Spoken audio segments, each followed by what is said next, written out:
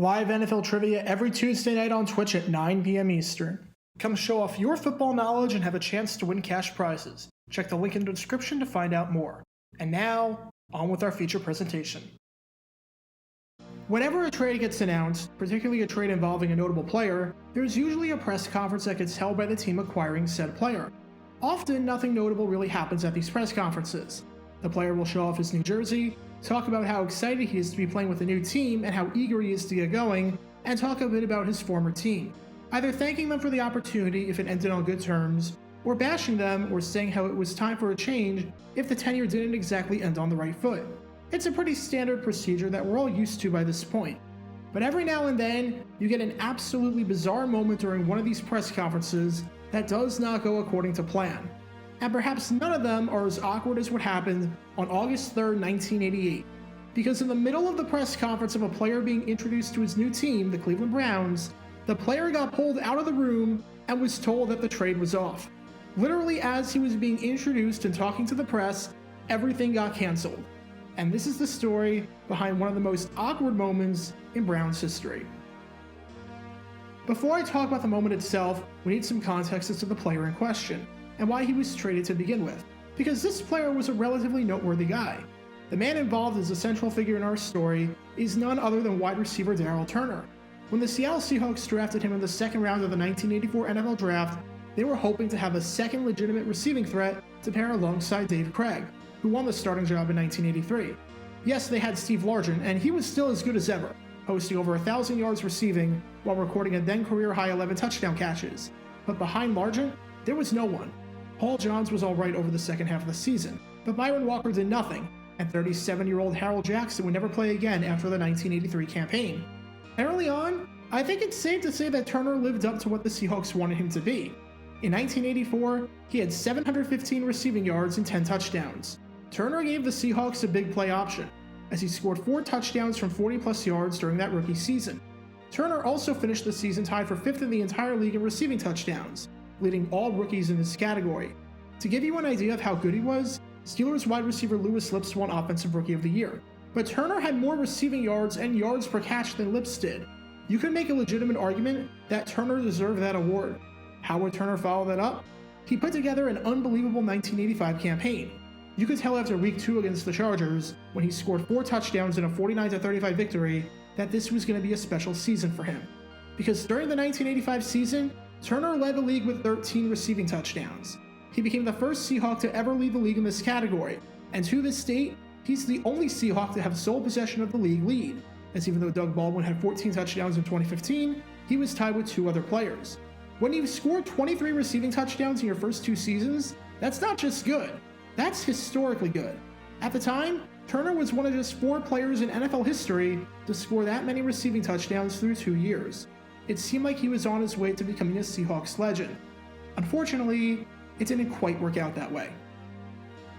When 1986 rolled around, Seahawks fans were wondering what the speedster could do for an encore after 2 incredibly successful seasons to start his career off. And if the expectations weren't already high, quarterback Krieg said in August during the preseason that Turner was already in mid-season form. And he lived up to that at the start.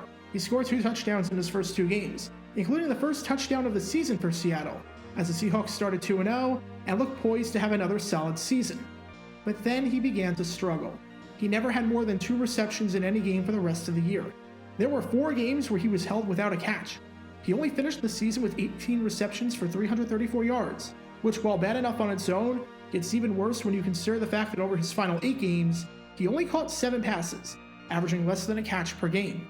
Turner was even benched for a Week 11 game against the Bengals after being held without a catch in a 27-7 road loss to the Kansas City Chiefs the week before. When the season ended, he had career lows in receptions, yards, touchdowns, and yards per catch, with the production level on those first 3 categories in 1986 being roughly half of what they were in 1985. And things were even worse in 1987, when Turner looked like a shell of himself. Whereas we didn't know which version of Turner we would get for that 4th year, we got the version similar to 1986 rather than the 1984 or 85 version. Now yes, it was a shortened season, and he only played in 12 games because of the strike, but the numbers were still really bad. He finished with just 14 receptions for 153 yards. Whereas he averaged over 20 yards per reception in 1984, he was averaging half of that in 1987. No longer was he that deep threat that the league was talking about and keying on. Those days were gone. By this point, the Seahawks recognized this and they were ready to move on. Turner lost his starting spot midway through the season to Ray Butler, the former Colts receiver acquired by the team just a few years prior. And if that wasn't bad enough, during the 1988 NFL Draft, the Seahawks had 2 picks in the first 3 rounds, and both of those picks were used on wide receivers, with Seattle spending their 2nd round pick on Miami receiver Brian Blades, and their 3rd round pick on Syracuse receiver Tommy Kane. With those 2 high draft picks, plus Butler, plus Largent, who was still somehow playing at a high level and was showing no signs of slowing down after a 1987 season where he made the 7th Pro Bowl of his career, Turner was being phased out. Then the Seahawks got a call from the Cleveland Browns. And that's where this story gets amazingly awkward. In 1987, the Browns were looking for some depth at the wide receiver position, as outside of Webster Slaughter, their receivers weren't really anything to write home about. They also failed to draft any receivers in the first 7 rounds of the 1988 draft. Additionally, the Browns finished in the bottom half of the league in yards per completion in 1987, so maybe if the Browns could acquire Turner and get him to reclaim his magic from a few seasons ago that made him one of the top deep threats in football, then he could be the missing piece to help Cleveland get to the Super Bowl after back-to-back losses in the AFC Championship. Remember, he was only 2 seasons removed from leading the entire league in receiving touchdowns and putting up historic numbers to start his career off. At the right price, this seemed like a good gamble to take. On August 2nd, 1988, the Browns and Seahawks made it official. The Seahawks would be giving up Turner, and in return, the Browns would be giving up an undisclosed draft pick. Seahawks head coach Chuck Knox had nothing but kind words for Turner on his way out, saying that he was a productive player and made a fine contribution over those 4 years, but that the team had some depth at the position, and that because of that, it allowed the Seahawks to make this trade. With that, Turner was on a plane heading to Cleveland, and 1 day later, on August 3rd, Turner was ready to be introduced as the newest member of the Browns. This was going to be an exciting acquisition for the Browns if it worked out. Even if Turner wasn't great in 1987 by any means and was coming off of the worst year of his career, his 6 touchdowns still would have ranked 2nd on the Browns and just 1 off of the team lead. Turner was talking to the press and was in the media room ready for the press conference to officially begin. And as it started, Turner got yanked away and taken out of the room. Because as it turns out, in the most awkward press conference of all time, the trade was canceled. It would not be happening, and Turner would be returning to the Seahawks. That raises the obvious question: why did the trade get canceled? As you could probably guess, all trades are contingent on passing a physical, and Turner failed his physical. There was a problem with his lower back, and when Dr. John Bergfeld conducted the physical at the Cleveland Clinic and then relayed this information to the team, this concerned head coach Marty Schottenheimer tremendously.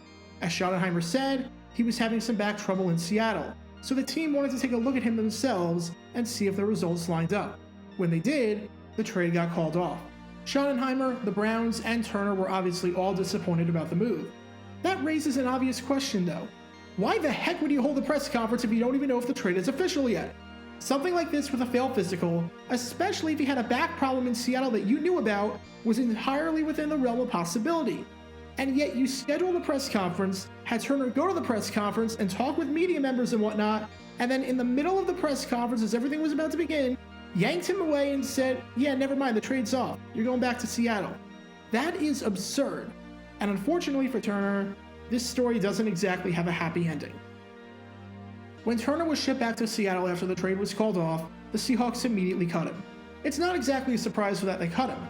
Not only was he buried on the depth chart, not only did the Seahawks already have a plan for life without Turner, and not only would it have been incredibly awkward for everyone involved if he was playing for the Seahawks again moments after they got rid of him, but there was obvious health issues about whether or not he was even able to be good enough to play in the first place. And unfortunately for Turner, he never played in the NFL again. He got a tryout with the San Francisco 49ers during the 1989 offseason, but that never went anywhere, and the 49ers decided not to sign the free agent. And that was the last we ever heard of Turner from a football standpoint. He didn't play in any other leagues like the Arena Football League, the CFL, or the World League of American Football. Whether the back issues persisted and that's why, or whether it's just because he didn't have it anymore, or whether it was a combination of the two, I'm not entirely sure, as there's not enough info out there to say. However, the career of Daryl Turner can best be described as bizarre. From leading the league in receiving touchdowns to out of the league after just 2 seasons. From being a member of the Browns and having a press conference dedicated to you, to being removed from your own press conference after the trade got canceled. Turner's career started out with such promise, but it's safe to say that the end of it was one of the strangest and most awkward situations that we're ever going to see. Be sure to like this video, ring the notification bell, subscribe down below if you haven't already, as it helps the channel out a lot, and be sure to check out Twitch every Tuesday night at 9 p.m. Eastern for your chance to play NFL Trivia and win cash prizes. Link in the description below. If you want to see videos like this condensed down to 60 seconds, then follow me on TikTok at JRGator9 and subscribe to 60-Second NFL History on YouTube. To see highlight videos of players throughout the history of the NFL, subscribe to JG9 Highlights. Also, special thanks to all of our Patreon supporters who help the channel. Your support is greatly appreciated. So you can become a patron and request future video topics in the description below.